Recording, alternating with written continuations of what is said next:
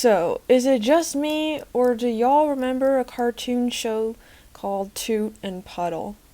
Yeah? If you're old enough to remember, or you're so young that you thought the show was just a fever dream, or if you're new and curious about what it's about, here's what the cartoon entails.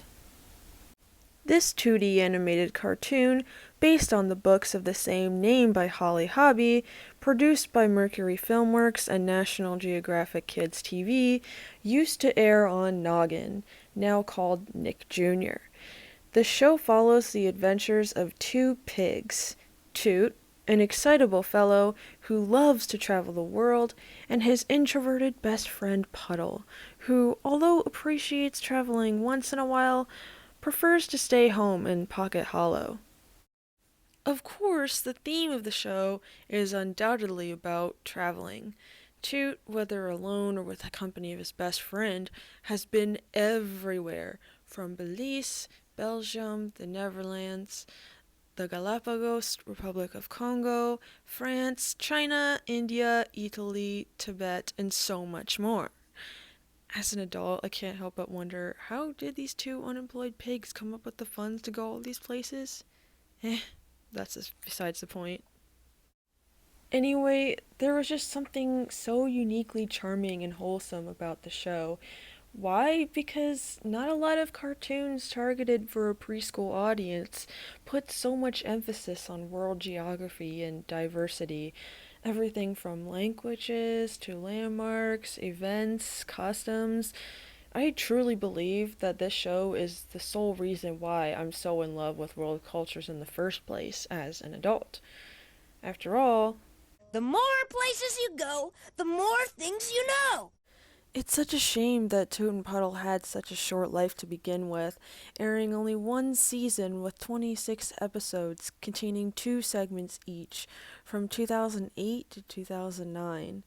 This show had so much potential, and it's gone just like that. Not to mention, that Boomerang song slaps. And so does the theme song for that matter. Like, they didn't have to go that hard. My 7-year-old self was vibing. Boomerang, boomerang, fly, little boomerang, boomerang, boomerang, yes, you roam. Boomerang, boomerang, fly away, boomerang, boomerang, boomerang, then come back. Although there were 52 episodes total, only about half are still available to watch and purchase, and on more obscure services. YouTube, Amazon Prime, Vudu, and Google Play. Well, what about the rest? Here comes the point of this video. For some bizarre, inexplicable reason, the rest are just eradicated from existence? No, really, they're nowhere to be found. I've spent years, on and off, scouring the internet, hour after hour of searching, archives, pirating websites, and the sites that claim to have these rare episodes are actually these really sketchy websites that have the same layout but with different titles. All of them like, give me your VPN. According to some users, all 52 segments of Toot and Puddle used to be available for purchase on YouTube back in 2015. And I believe I vaguely remember this. But still, it makes zero sense to keep some and then just completely get rid of the rest. I simply cannot wrap my head around this, given the fact that several cartoons, many of which aired on the same network, such as Franklin, which first aired 11 years prior to Toot and Puddle in 1997, are still relatively easy to find. I'd blame the lack of DVDs produced for Toot and Puddle, but then I think to myself, there are people out here uploading commercials from the 1950s. How could someone not have a show from 2008? So, as you can probably guess, several years of fruitless searching for your beloved childhood show, one with a minuscule fan base, little fan related content, and little evidence that it ever existed in the first place, can drive someone to the brink of insanity. So, what did I do? I took matters into my own hands And by that I mean I started messaging as many people associated with this show as possible. As you can probably imagine, not a lot of responses. National Geographic TV, however, I was actually pretty surprised that they responded, considering that it was within the same hour that I sent them my message. I can't read my message word for word, but I can tell you in a quick summary that I was curious as to whether or not they were planning to revive the show sometime soon. Here's what they said. Hi there, thank you for contacting Nat Geo TV customer care. Unfortunately, we don't have a time frame as to if or when the show will air. However, we are happy to pass along your feedback in regards to wanting to see the show to the appropriate team. After thanking them, I proceeded to ask if they knew whether the missing episodes were archived somewhere. They responded, "Hello again. While our team isn't aware of these episodes being saved online, you may be able to get a hold of some DVD copies." I followed the link, which took me to Disney Studios Help. I filled out a form, and here's what they said.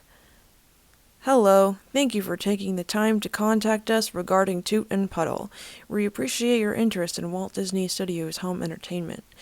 Toot and Puddle has not been released on Blu-ray or DVD, and although we do not have a tentative release date yet, we would be happy to share with the rest of the team that you would like to have this available for purchase." Yeah, I understand that both companies' claims of notifying their teams about this request may just be automated responses or false reassurances, because these are large and professional companies after all. But it's a small step, and even though it may be small, at least we're getting somewhere. This could potentially mean something. It could mean that if enough people repeat the same actions, civilly going to National Geographic or Disney, asking for their beloved childhood show, then either or any other company associated with Toot and Puddle could notice the genuine impact that it has on its audience, and consider bringing it back. I just want to say real quick that if there's a chance that someone who worked on Toot and Puddle is somehow watching this video right now, writers, animators, producers, voice actors, etc., I just want to give my biggest, most genuine thank you for all of your hard work bringing the show to life. All of your efforts were not in vain. There is still a loyal fan base out there with happy memories of this show. People who sincerely learn the subject matter that it teaches us. People who adore the fully realized characters. People who appreciate the wholesome simplicity of the show. Most of us, born in the 90s or early 2000s, are out here wishing, praying that this masterpiece of a kid's cartoon will return to fulfill our childhood nostalgia. To the rest of y'all watching, thank you for getting this far. Did you grow up loving the show as much as I do? Do you want to help on this mission to revive a lost show for ourselves and future generations? Spread the word, tell your peers. The link to fill out the request forms is in the description below. Also, don't be afraid to tell me. What memories do you have of Toot and Puddle? What was your favorite episode back in the day? Did you learn something you wouldn't otherwise know because of this show? Please feel free to comment below, because it'll make me feel a little less crazy. Thank you for putting up with my very professional setup, by the way. I understand it may not be standard or the correct way, but I just do what works, and that's good enough for me, right? So, yeah, thank you for watching this video.